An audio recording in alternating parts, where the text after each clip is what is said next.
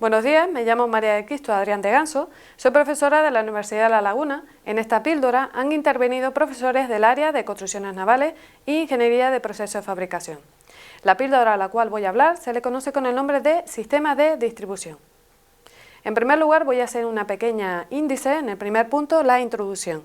Hablaremos de una manera muy general de la distribución. El segundo tipo, sistemas de distribución, siempre de una manera muy general. El tercer punto, puesta a punto del sistema de distribución. Y por último lugar, el cuarto punto, resumen de lo que he comentado anteriormente. En primer lugar, la introducción. La distribución se puede definir como el conjunto de elementos necesarios para regular la entrada y salida de gases del cilindro de los motores de 4 tiempos. Para ello, actúa abriendo y cerrando las válvulas en los tiempos de admisión y escape de forma sincronizada con el giro del cigüeñal. Debemos tener en cuenta además que el funcionamiento teórico de un motor y el real son ligeramente distintos, ya que el funcionamiento teórico no tiene en cuenta las inercias de los gases dentro de la cámara de combustión.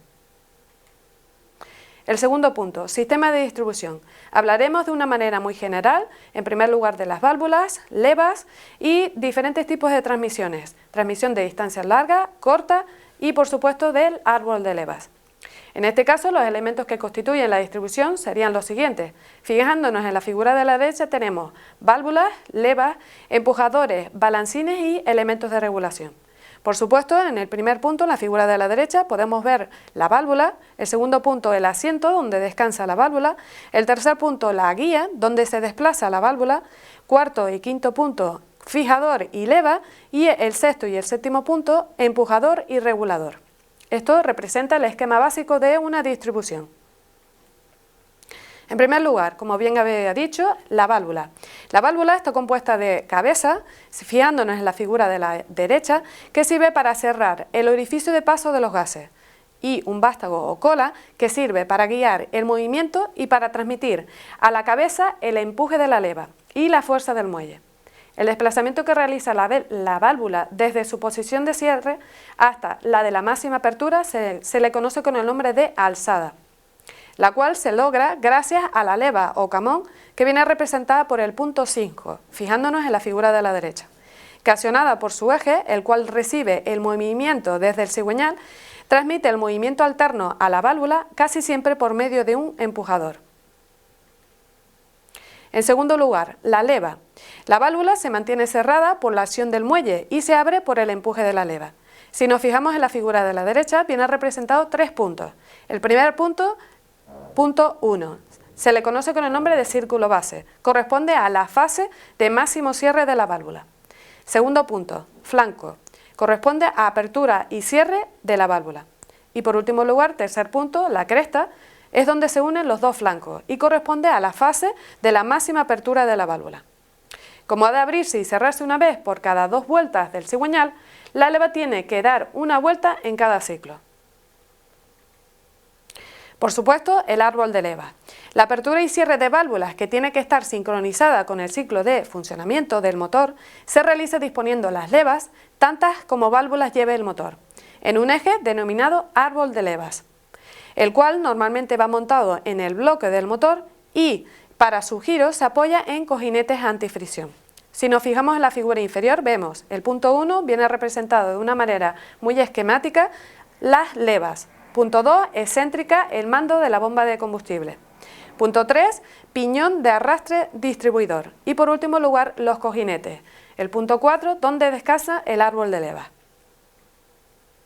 El accionamiento del árbol de levas, como bien hemos hablado de las válvulas, de las levas y del árbol de levas. Pues bien, en este caso hablaremos de 3 tipos de transmisiones, para distancia corta, para distancia larga y para distancia media.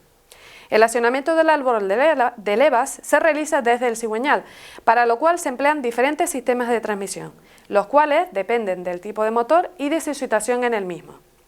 Cuando la distancia entre ejes es corta, la transmisión se realiza por medio de 2 engranajes, en toma constante según se muestra en la figura siguiente. Podemos ver el primer punto, figura inferior, engranaje conductor y el segundo punto, engranaje arrastrado. En el caso de que tuviésemos una transmisión para distancia media, cuando la distancia entre ejes es suficientemente grande Para que los engranajes en toma constante sean demasiado grandes, se suele montar un tren simple de engranaje con una rueda intermedia, tal y como aparece en la figura inferior. Podemos ver el primer punto, engranaje conductor. Segundo punto, engranaje intermedio y por último lugar, el tercer punto, engranaje conductor. Y ya por último lugar, la transmisión para distancia larga. Cuando el árbol de leva está situada en la culata, el sistema de transmisión consiste en dos piñones unidos por una cadena provista de un tensor, tal y como aparece en la figura de la derecha. En los motores con árbol de levas en la culata o con doble árbol de levas es frecuente utilizar una correa dentada de caucho con armadura de poliamida, cuyas mayores ventajas son su ausencia de ruido y su baja inercia. Si nos fijamos en la figura de la derecha podemos ver el piñón conductor, el punto 1, el piñón, dos piñones arrastrados, el punto 2 y el punto 4, y el punto 3, el tensor, que en este caso requiere una determinada tensión, la correa dentada. Y por supuesto el punto 5 viene representada por la correa dentada. Tercer punto, puesta a punto de un sistema de distribución. Si nos fijamos en la figura de la derecha, la sincronización del árbol de levas y el cigüeñal para que la apertura y cierre de las válvulas coincida exactamente con los instantes establecidos por los fabricantes del motor es necesaria. Para ello, cada motor lleva unas marcas de referencia en los engranajes de la distribución que hay que hacerlas coincidir, tal y como aparece en la figura de la derecha. ¿Qué ocurriría si no tuviésemos una puesta a punto del motor? No obstante, cuando no se conocen estas marcas, la puesta a punto se realiza por medio del volante de inercia, si nos fijamos en la figura de la derecha. Para ello, y una vez conocidas las cotas de reglaje del motor, se coloca el primer cilindro en el punto muerto superior. Finalmente, a continuación, se trazan dos marcas coincidentes en cualquier punto del volante y del cárter. Cuarto punto, resumen. Tal y como hemos comentado, la distribución se puede definir como el conjunto de elementos necesarios para regular la entrada y salida de gases del cilindro de los motores de 4 tiempos. Hemos hablado de una manera muy general de los elementos que componen a la distribución.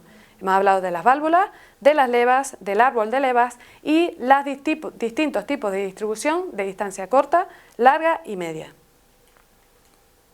Finalmente, la sincronización del árbol de levas, de la puesta a punto y el cigüeñal, para que la apertura y cierre de las válvulas coincida exactamente con los instantes establecidos por los fabricantes del motor, siempre es necesaria.